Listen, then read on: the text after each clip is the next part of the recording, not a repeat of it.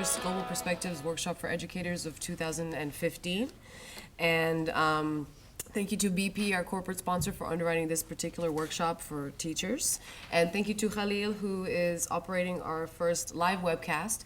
And then the video of the 4 sessions today will be posted on our website as soon as possible. And we're going to have a new page on the website called the Global Classroom, where we will update with videos and classroom resources for you.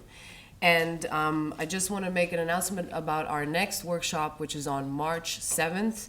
Originally, we had scheduled to have it on the topic of the Himalayas, but just 2 weeks ago, we received a grant from the Turkish Cultural Foundation to basically start a year-long professional development for teachers workshops and travel to Turkey in this summer.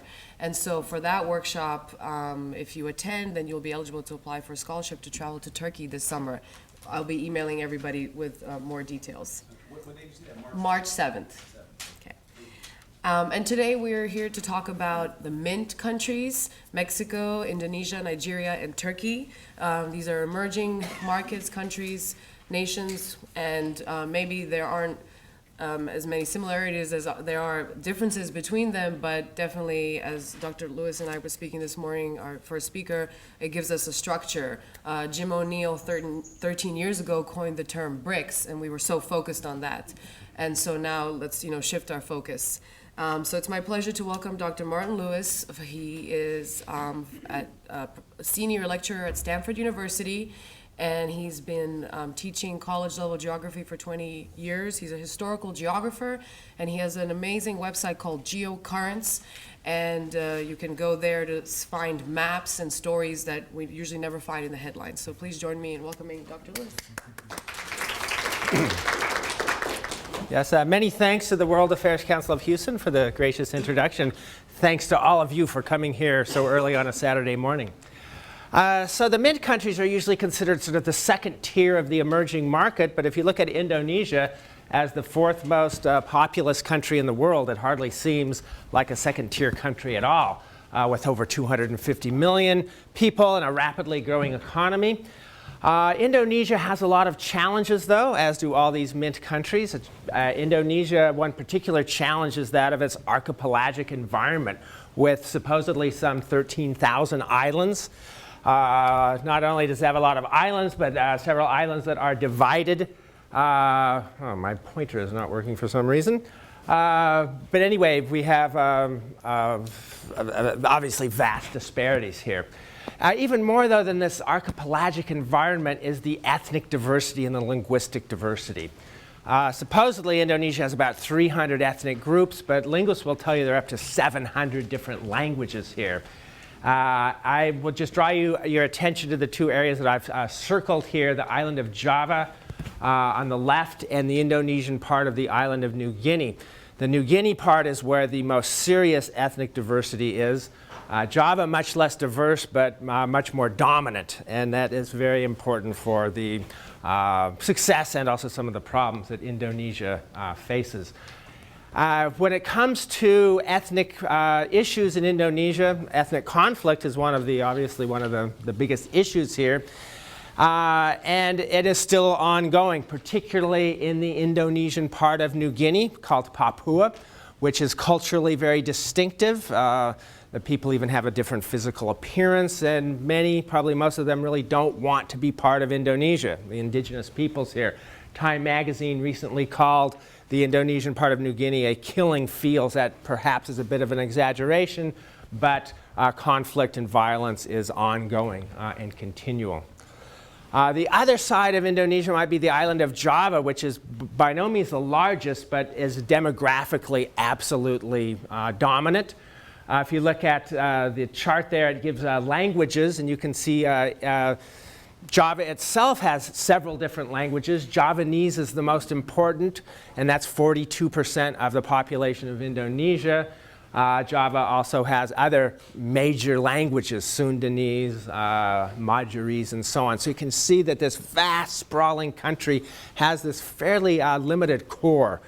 Or we can see here in terms of population.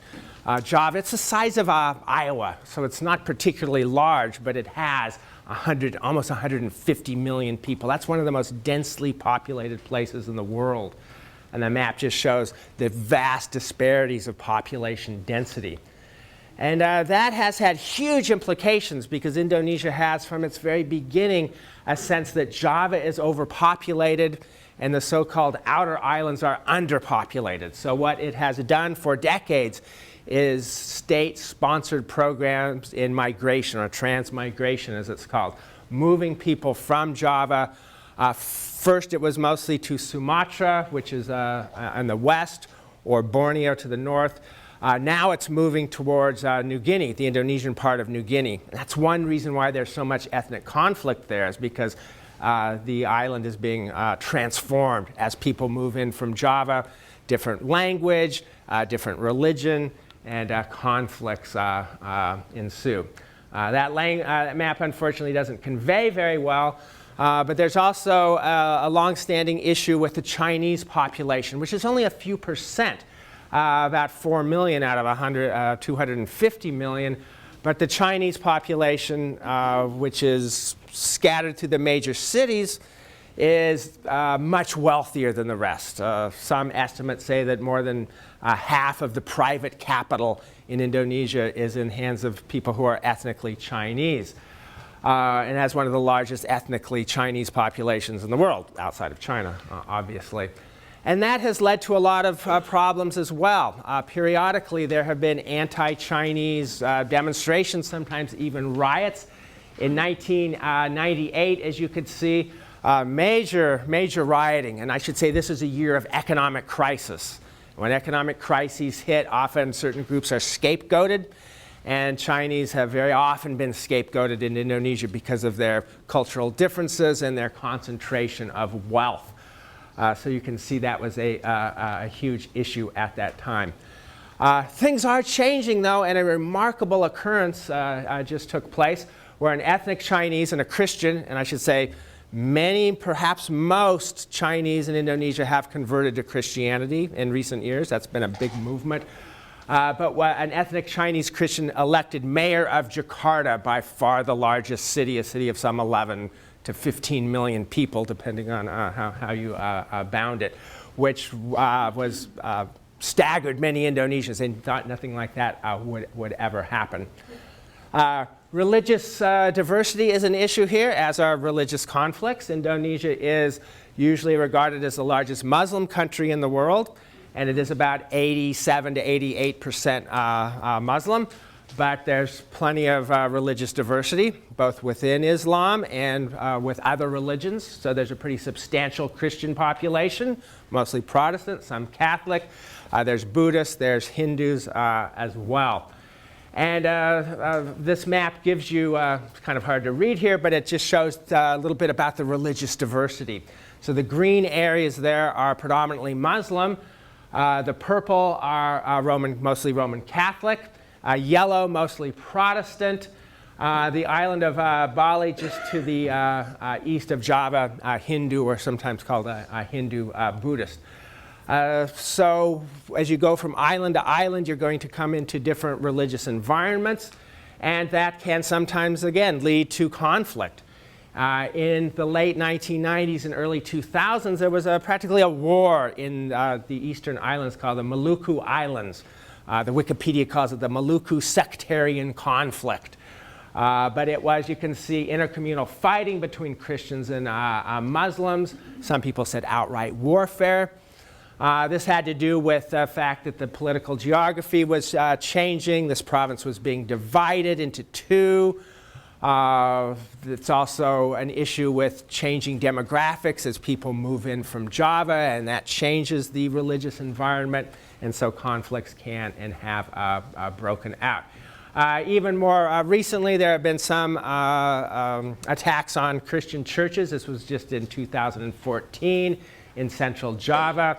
So religious conflict is an issue, and conflict too within Islam. And that's true, of course, in much of the Muslim world. Indonesia is mostly Sunni Muslim, but it does have a Shia minority.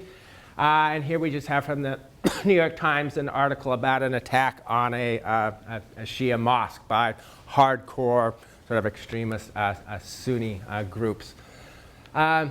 This is a map of, if you do a map search on the internet, religion, Indonesia map, you get this map. I've taken it and I've changed it because it has some mistakes on it. It actually has quite a few mistakes. So I've sort of amended it to show that difference. And it's interesting, it has in green areas here, Muslim areas, and the map originally contrasts modernist Islam with traditional Islam, which really doesn't make much sense. But there is a big difference here between the island of Java. I'm so sorry, my pointer. I guess my battery is running down on this pointer.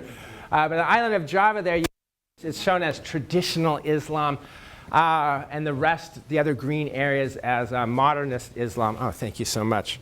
Oh, perfect. Yes, so you can see. But traditional Islam is really not what we should call it. What Java, or the Javanese-speaking portions of Java, the central and eastern portions of that island, what they're characterized as traditionally as a very complicated mixture. Islam on the surface, but underneath that surface, a lot of aspects of Hinduism, animism, or the worship of nature spirits and the like. Java didn't become Muslim until the 1500s. It had been Hindu and Buddhist before that. And Islam came in here with Sufi mystics who are very tolerant of these pre-existing ideas. And so you get this blend of Javanese mysticism. Here's one way that it comes out. If anyone's been to Java, anyone been there and seen wayang kulit, the shadow puppets? It's a huge, huge cultural feature of Java and Bali as well. These are two-dimensional puppets, puppet shows at night. With a backlit screen, and so you can see the shadows. And what are they generally showing in these puppet shows that can last all night? They're showing the great Hindu epic, the Mahabharata or the Ramayana. These are Hindu epics shown in a Muslim island by Muslim people. And it's not been an issue until recently, but as in many parts of the world, more orthodox or fundamentalist forms of Islam are spreading. And there's some tension and conflict between this older syncretic or mixed religion and the more orthodox forms. Another issue where it has come out in Indonesia in a very big way is the region of Aceh on the island of Sumatra. And that was the first part of Indonesia to become Muslim. It became Muslim in the 1200s. And it also became the most orthodox or fundamentalist part of Indonesia. And it's also a region that has long sought autonomy, separatism, or even independence, had a very long-lasting war. And today it is now, since 2004, a special autonomous region, and it has full Sharia, or in other words, Muslim law, not just in personal matters. And you can see in the rest of Indonesia, you can choose between Sharia and secular law on personal status issues, inheritance, divorce, not in criminal issues at all. But in Aceh, it's Sharia law for everything, including criminal law. And this has led to some a lot of human rights abuses. So here was a case of a couple who were accused of adultery. Religious vigilantes came in then, supposedly gang raped the woman, doused the two with sewage, and then turned them over to the Sharia police. So, and these are things you'll find in the Indonesian press a lot, because most Indonesians don't like this idea at all. But they have it because it ended a war that lasted for decades as Aceh sought independence. It's interesting, what ended that war actually was the tsunami of 2004, which was utterly devastating. And at that time, the fighters and the government made a deal. The war would end, and Aceh would become this special autonomous region. Interesting, though, note, women soldiers, which you wouldn't expect in a fundamentalist Muslim area. But a backdrop to Indonesia and much of Southeast Asia is historically a relatively high social position for women. And that's reflected here even in this revolution. So I've talked a lot about some of these problems that Indonesia faces. ethnic tensions, religious tensions. But the good news is they have, in general, declined, much more serious in the 1990s than today. There is also a very solid sense of Indonesian national identity, even though they have these several hundred different language groups and all this religious diversity. It has experienced successful democratization since the late 1990s, and there's a lot of economic vitality there as well. So what I'd like to lead us through in the next few minutes is a historical overview. How has this happened? How have Indonesian leaders been able to forge this vast and diverse area into a fairly successful country and successful nation, if you will? Indonesia owes its existence to one thing and one thing only, which is Dutch colonialism. There was no pre-existing state that covered this area. There were a variety of different states and tribal groups, but the Dutch, the country of the Netherlands, came in from about 1600 until 1911. They didn't really conquer Aceh until 1911, but the areas that they conquered eventually became the country of Indonesia. The Dutch had no intention of leaving. They were driven out by the Japanese in World War II, and then a war was fought. Oh, and I'm sorry, I neglected to mention this. Indonesian nationalists will look back to an empire called Majapahit that was from about 1300 to 1500, and they'll say, well, this was a predecessor of Indonesia. Well, maybe, but it also controlled much of Malaysia, and it didn't control much of Indonesia. It's interesting, Indonesians make a big deal about it. Here's a map of what was called Nusantara, this early modern state. This is in the Hall of Independence.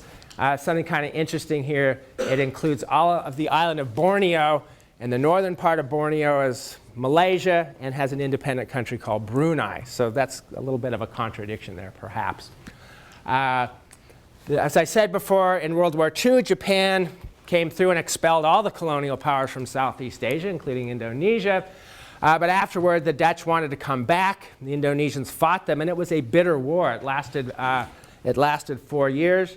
But finally, the Dutch were defeated, and Indonesia becomes an independent country. But how to construct a nation out of this? Because the Dutch had never really tried to do any nation building. They didn't create any sort of official language. They administered these areas rather separately. It wasn't part of their project to create any sort of institutions that could turn into a nation. So the Indonesians getting independence, they have to come up with a national ideology. And they do. I called it Pancasila. It actually derives from Sanskrit terms.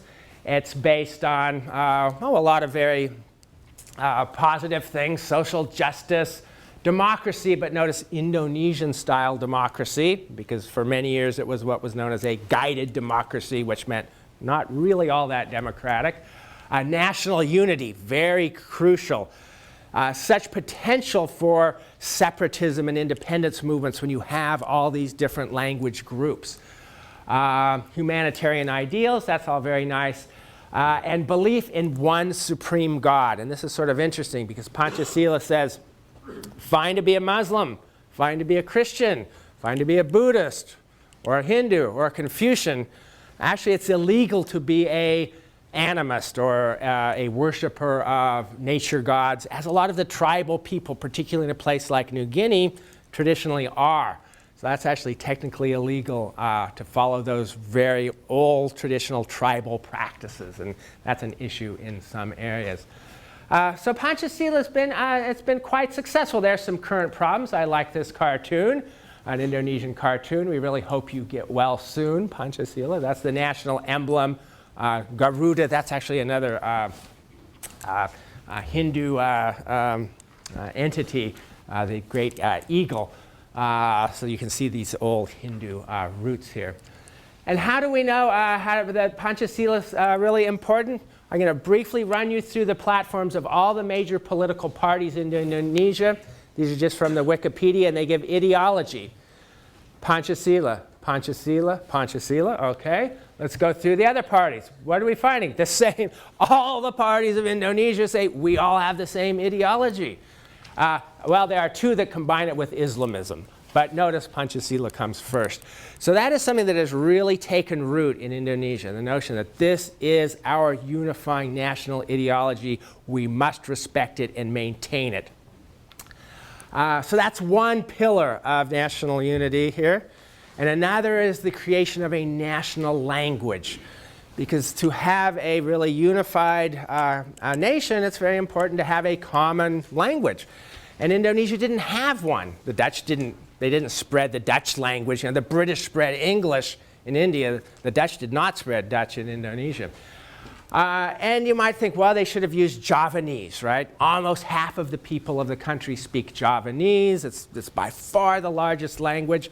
But they very wisely decided not to do that. One thing, it would have infuriated all the non-Javanese speakers. Another thing is Javanese is really difficult to learn. It has extreme social registers. That means you're supposed to use different words and grammatical forms depending on whether you're speaking to a superior, an equal, or an inferior. Javanese is a tough language. What they did instead was to create a language they called Indonesian, or Bahasa Indonesia, based on another local language called Malay. And you can see Malay in the country name of its neighbor, Malaysia. But Malay was a very widespread language found in parts of Indonesia and parts of Sumatra and parts of Borneo. Not in Java, not in the core. But Malay had been used as a trade language or a lingua franca for centuries. And trade languages tend to be simplified. And there was actually a simplified version of that. You can see the lingua franca version had been used for centuries. So grammatically simplified, easy to learn.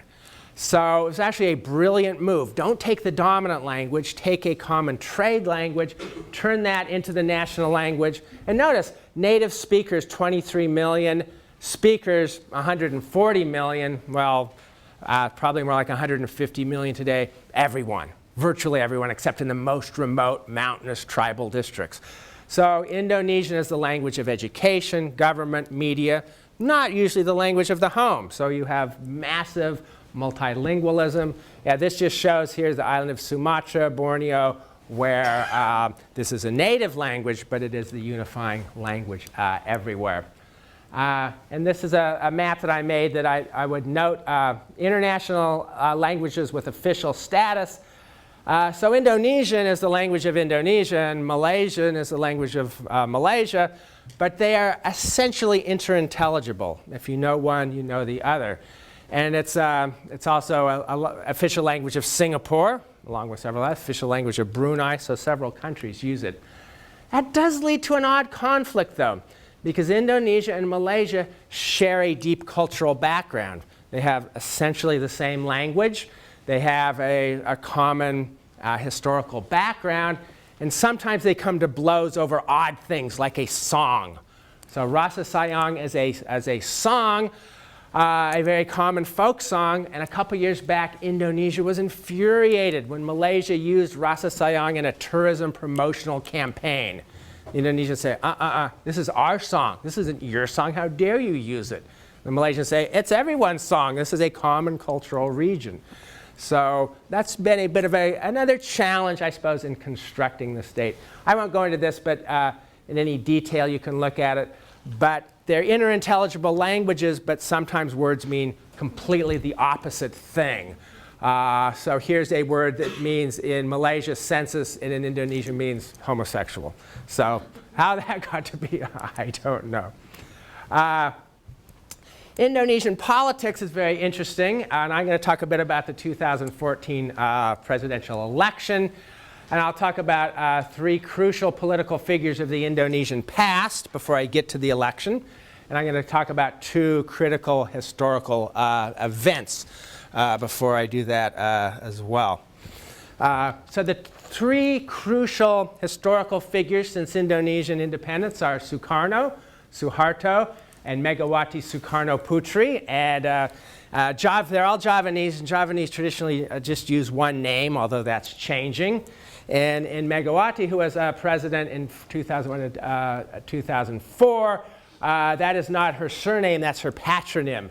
Megawati, daughter of Sukarno, the first leader. So a little bit of dynastic politics here. Sukarno was a great leader of Indonesian independence movement. He becomes president, and he is part of what's known as the non-aligned movement, not wanting to be in the US camp, not in the Soviet camp, but with people like Nehru in India and Nasser in Egypt. They sort of formed this non-aligned movement, and he pushed what is known as a guided democracy, somewhat socialistic, democratic forms, but not purely democratic by any means. And he was overthrown in the mid-60s by Suharto, who was afraid that Sukarno was moving in a sort of communist direction, as were many in the Indonesian military. And Suharto comes in and establishes an authoritarian government, which lasts for several decades, until 1998, when there's an economic crisis and his government falls. And soon afterwards, Sukarno's daughter becomes president. And the two events I want to talk about are the mass killings in that transition. So when Sukarno fell and Suharto took over power, there was a mass bloodletting, anti-communist purge. Estimates are 500,000 to 1 million people killed. So as I said before, the military was really concerned that the government was moving in a communist direction. They decided to crush the movement and did so with tremendous amount of violence. So that's one crucial event in this transition. Other crucial event came when Suharto, the dictator, fell. And that was the Asian financial crisis, and you can see the exchange rate of Indonesia's currency, and you can see there were crises in Thailand, Korea, Philippines, and other countries, but Indonesia was by far the most severe here in the red line. So the economy had been going very strong in the 90s, and then it just tanked. And that resulted in a lot of political violence, a lot of upheaval, but it brought down the authoritarian military government, and it ushered in the age of democratization, which has been ongoing and solidifying itself. And we saw this in the most recent election of last year, 2014. And so I'll talk briefly about the victor, Jokowi, as he's generally known, Joko Widodo, who won pretty handily, 53%. Defeating Prabowo, who got 46% here. And what I want to stress is what a contrast between these two candidates. So here we have Prabowo's campaign style come into a big stadium on horseback. He is a military leader, and he's really stressing his military strength, his military credentials. Of course, a lot of people didn't like that. But anyway, he wanted to run a very investment-friendly administration, wanted more energy exploration. I should say Indonesia used to be a major oil exporter. It's now an oil importer. But anyway, wanted to use military-style efficiency. He also had been a military commander fighting against the rebels in Papua in New Guinea. So he's really a tough guy in a way. You can see he led this operation in the mountainous terrain as a military leader. You can read about that very controversial, sort of involved some trickery, pretending to be part of the Red Cross, and wasn't at all. Also, in a private conversation, supposedly, this is highly controversial because he denies it, but at one point he said he wanted to drive the Chinese out of the country because there is still this anti-Chinese sentiment. A lot of people say they're just too rich, they control too much of our economy. So as I said, he denied that. Also in the campaign, and this is from Al Jazeera, Prabowo had been pandering to Islamist sentiments because, there definitely is a group of Indonesians who want a much sort of more orthodox Islamic government. And supposedly, at least according to his enemies, he had pandered to that. But now here's the victor. And like I say, what a contrast. And here's a slide I made from a class of mine. And I just gave this to the students at the beginning. I said, what's the connection between the grindcore heavy metal group Napalm Death, and Joko Widodo, president of Indonesia. Anyone want to guess? Huge fan. Absolutely. In fact, as mayor of the city of Surakarta, or Solo, he organized huge heavy metal concerts. And here's I love this one, first metalhead president. It's not what you would expect, would you? I certainly wouldn't. Well, one thing that surprised me when I started looking at this, that heavy metal music is very important in much of the Muslim world. It's an avenue for young people to express their discontent, their political differences.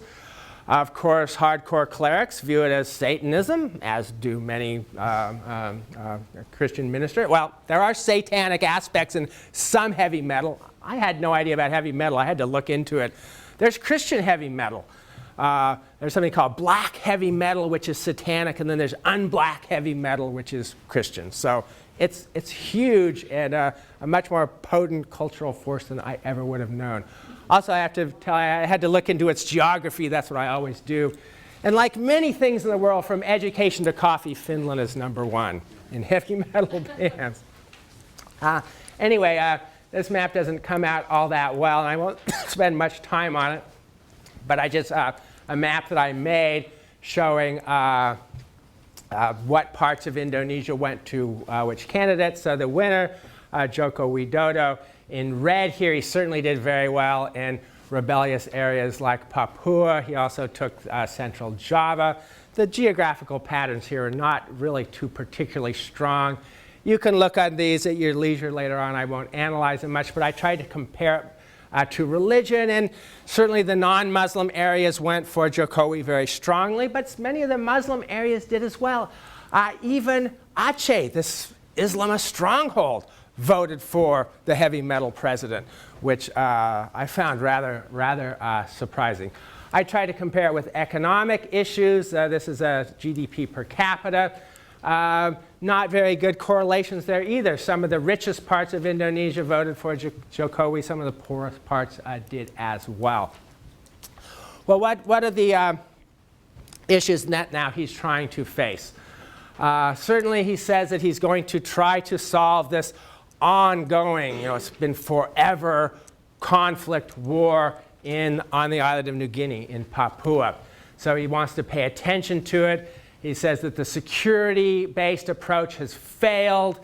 He wants to invest in education, healthcare, infrastructure. The core problem, he says, is political. You need to have economic development. You need to have genuine and peaceful dialogue. So Prabowo would have had a hardcore military approach to this issue. Jokowi wants one very different. I found this image very ironic, though. So he goes to Papua. Note that he's dressed in Papuan sort of indigenous clothes, but notice the dress of the people he's shaking hands with.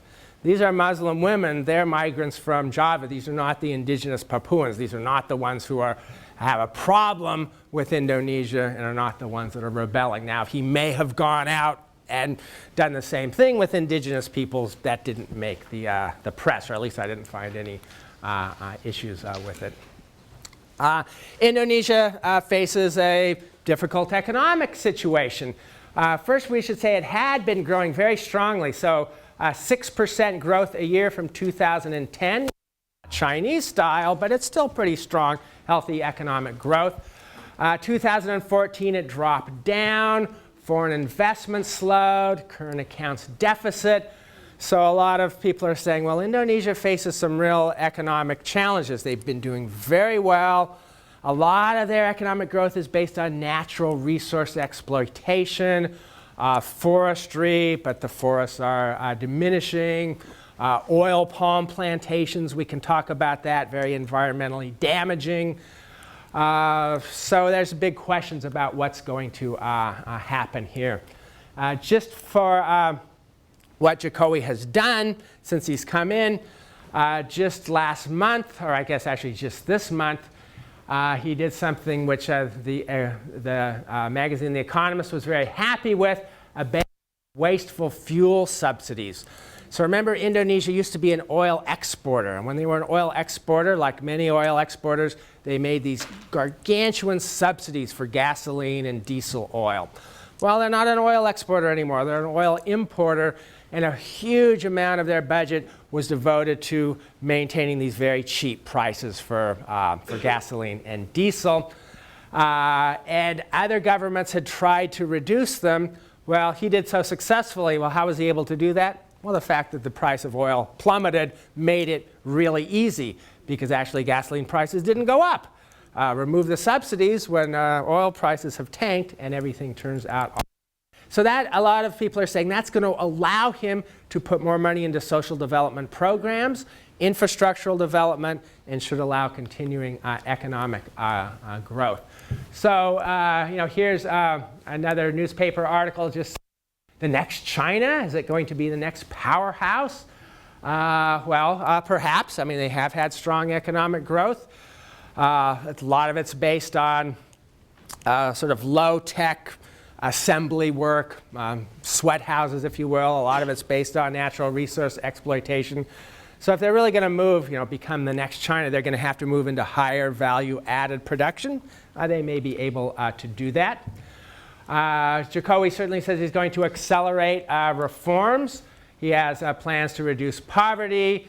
He has redirect fuel subsidy to long-neglected infrastructure, health, education budgets. So he's got a real social agenda. He's got an economic agenda as well. There have been many comparisons of Jokowi to Obama, as you can see in posters here. But I'll note one major difference was, despite being a metalhead, he is also a successful businessman. He came from a very poor family. His father was a small-scale furniture maker. He went to college in forestry and forest products, established a wood processing company, and had some problems with it, but ultimately quite successful. So if we look at, I just did an internet search here of Indonesia promise to see what I would find. And one article after another, Indonesia's anti-poverty plans full of promise. New president promises to put peat before palm oil. That's something we can talk about. A lot of the tropical wetland forests of Indonesia have been drained, converted to oil palm plantations. The natural peat soil it's highly organic. It will burn. It will oxidize. It's a gargantuan economic problem and environmental problem. Anyway, promises reform, promises on forest destruction. Here we have promises of maritime trade and the like. So lots of promises, but as we saw from the first part of this lecture, lots of problems as well. So I will stop there, and I'll be happy to take on any questions that you may have. Yes? Yeah, I was wondering, with the Chinese conversions to Christianity, is that something that's mandatory, or do they just get... Oh, no. Yeah, so in Indonesia, according to the Panchasila ideology, you've got to belong to a major world religion. But Buddhism is fine, and Confucianism is considered, even though Confucianism is more of a philosophy, it's considered fine as well. So it's been happening to a lot of Chinese elsewhere in Southeast Asia as well. And it's probably not a majority, but it's probably a very large minority. And it's really sort of tricky to say why that is. Although we do know that in China itself, Christianity is growing very, very quickly. Huge disparities in estimates of how many Christians there are, because the Chinese government does not encourage this. But in Indonesia, it's not discouraged. And Christianity it's well represented there. And that's something I'd like to read more about, to try to sort of find out why that is happening. But it's undeniable. So thank you. Yes? I might be wrong on this, but wasn't there an explosion, 10 years ago at a bar or something, a terrorist attack? That would have been the Bali 2004 terrorist attack. Oh, absolutely. So there's a lot of things I left out of this, partly because I did want to have time for questions. But there is a terrorist group called Jamaah Islamiyah, which is sort of loosely affiliated with Al-Qaeda. And Jamaah Islamiyah, what they would like to do is to take all the Muslim areas in Southeast Asia, So that would be Indonesia, southern part of the Philippines, Malaysia, even the southernmost part of Thailand, and to create a Muslim state there. And they were quite active about 10 years ago. And the island of Bali, which is just to the east of Java, it's a relatively small island, but it's densely populated. It was the one core area that did not become Muslim. So when Islam spread in Java in the 1500s, Bali remained Hindu, or people sometimes say Hindu-Buddhist because they're sort of combined in Bali. It became a sort of a bit of a refuge too. That's one reason why Bali has such a rich cultural tradition, is a lot of the court artists and musicians and sculptors fled to Bali from Java after the Muslim conflict. Many stayed because, like I say, it was a very syncretic form of Islam that spread. But Bali has maintained its distinctiveness ever since. It has its own language and its own very distinct religion, and became a major tourist destination. I'll bet some of you have been there. It's famous also for its party scene, for its raves. There's a lot of drug use. And so to sort of the hardcore Muslim extremists, Bali is very much seen as a very sinful place, a lot of Western influence. And so it, not surprisingly, sort of becomes a target for attack. So it was a pretty horrific attack. A lot of people died, a lot of Australians and others. But most security experts say that the Indonesian government has really turned a corner on this, and that Jemaah Islamiyah is not nearly the threat that it used to be. They still make occasional attacks. Most recent one was last year, actually in the Philippines. People were wounded. I'm not sure if anybody was killed. It was another bombing. But Indonesia worked hard to sort of, in its de-radicalization programs. There were some criticisms that it was sort of soft on some of the terrorists, and some of them were let out of prison after only serving part of their sentences. But it does seem to be relatively successful. At least the level of violence is much lower than it was 10 or 15 years ago. It could heat up again. In neighboring Philippines, it's ongoing. So the Philippines in the south, there's a Muslim population demanding autonomy or independence. Philippines has created an autonomous region, but it doesn't have much real autonomy. The fighting continues there. There's talk of a peace treaty, but there have been many peace treaties, and they never really last. So I wouldn't say that the issue is gone, but it's yes, a much better situation than it had been. Thanks for the question. Yes? Yes, in America's pivot, so-called pivot to Asia, most of the attention seems to be centered in Southeast Asia, Thailand, Cambodia, areas, Vietnam. What role is Indonesia playing in American foreign policy? Or is there a defined role now for Indonesia? I mean, it's the largest Muslim, has the largest population in the area, but you don't hear so much of it in the role playing that U.S. is formulating in Southeast Asia. Yeah, great question. Yeah, not nearly so much. One of the things with the U.S. Pivot to Asia, I think, is a lot of it is based on concern about the growing strength of China. And a number of Southeast Asian countries have real tensions with China, particularly the Philippines and Vietnam. There are a number of islands in the South China Sea, the Spratly Islands and the Paracel Islands, that are claimed by China and by other countries. Actually, the Spratly Islands are the most sort of overclaimed area in the world. They're tiny little islands, but China, Taiwan, Vietnam, Philippines, Brunei, and Malaysia all claim some or all of the Spratly Islands. There may be oil and natural gas. Well, there probably is. Not certain how much there is. But China's been very aggressive in putting forth its claims, and it has sparred with Philippines and Vietnam on several occasions, so it's sort of an ongoing issue. And all the Southeast Asian countries, all except Little East Timor, are part of this organization called ASEAN, the Association of Southeast Asian Nations. And they're all supposed to get along and present a united front, but that hasn't happened over this issue as much, partly because China has real important connections with a number of ASEAN countries, particularly Cambodia and Laos. So Indonesia is really not part of that conflict because it It doesn't border the South China Sea. It doesn't have any claims there. It's a little bit more removed. So it's not really part of sort of those strategic issues that concern the U.S. and China and other countries.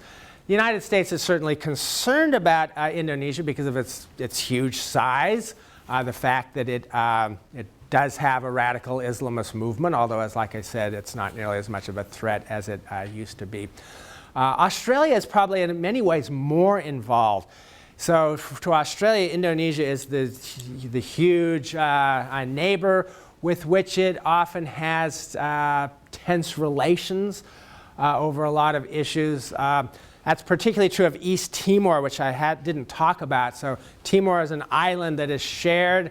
Western half is part of Indonesia. The eastern half is an independent country. But Indonesia took it over. It was a Portuguese colony, and when Portugal pulled out in 1975, Indonesia essentially invaded and took it over. The East Timorese rebelled. It was a very bloody situation. And finally, after that economic crisis that led to democratization in 1997, 1998, East Timor became an independent country, and Australia really supported it. And that led to some real tensions with Indonesia. So the situation is much better now, I would say. Indonesia tries to maintain good relations with its neighbors, and so there are occasional sources of tension, but overall pretty successful in maintaining those friendly relations with neighboring countries. Yes, thank you. Other questions? Sure. Just totally off the political part. No problem. Socially, because you were talking about the naming of people. Oh, yes. Is it a common thing to be named by the birth order and to call you by, like third birth or oldest child? Oh, yeah. Actually, I'm not sure about that. It's true in many parts of the world. I don't think I've never heard of that as being an issue in Indonesia. But I'm not exactly sure. An interesting question. Yeah. So they are moving to a more regular system of naming, and particularly Java. Java has this very distinctive culture, and that's why one of the things you get these Javanese names that are quite distinctive. And even the names has something because in strictly speaking, if you're a real strict Muslim, you've got to have a Muslim name. But in Java, they've never gone for that at all because it shows that it's not it has not been strictly Muslim. It's been a very, very lax form of Islam. And that's one of the big issues for the future, though, is they're going to maintain this very distinctive Javanese style of religion that combines Islam and Hinduism and animism and all these other things, or will they become a more sort of regular part of the Muslim world with more orthodox observations? And that would be something fascinating to look at. A few years ago, I was sort of looking into this, and I found some very interesting things where there were some groups of young Javanese men who were much more devout Muslims, and they didn't like this old style religion. And one of the things they did was cut down sacred trees. So the animistic parts of Javanese religion can be shown in that certain parts of nature become imbued with divinity. It could be a cave, it could be trees, it could be springs. And that's this really deep undercurrent. And so and this is something the early Christians did in Europe, right? Where the Druids worshipped under sacred oak trees. And some of the early Christianization programs were to cut down those sacred groves, get rid of these spirits. But I haven't seen this for a few years. But a couple of years ago, maybe 5 years ago, I found these articles of these young fundamentalists going in and attacking trees. So sometimes they will break up these wayang kulit, these puppet shows showing these Hindu epics, but not with major bloodshed, but just sort of bullying more than that. But I'd say a very crucial thing to look at is how that evolution plays out, and because then this is something true throughout the Muslim world. We'll talk about it in Nigeria in just a bit. Conflicts between Sufism, the mystical variety of Islam, which traditionally very important in most of the Muslim world, but it's retreating now because the real strong fundamentalists don't like it. They say this is not really Islamic. These are innovations. These are things that came in from outside, and we want to get rid of it. So that's really crucial in Nigeria, for example. We'll talk about that soon. There's conflict between Sufism, mystical Islam, and what sometimes called Salafism, or back to the basics, just the Quran and the Hadith and this textual core of the faith. How are we doing on time? We're doing great. We can take a 5-minute break, so please join me. Okay. Thank you so much.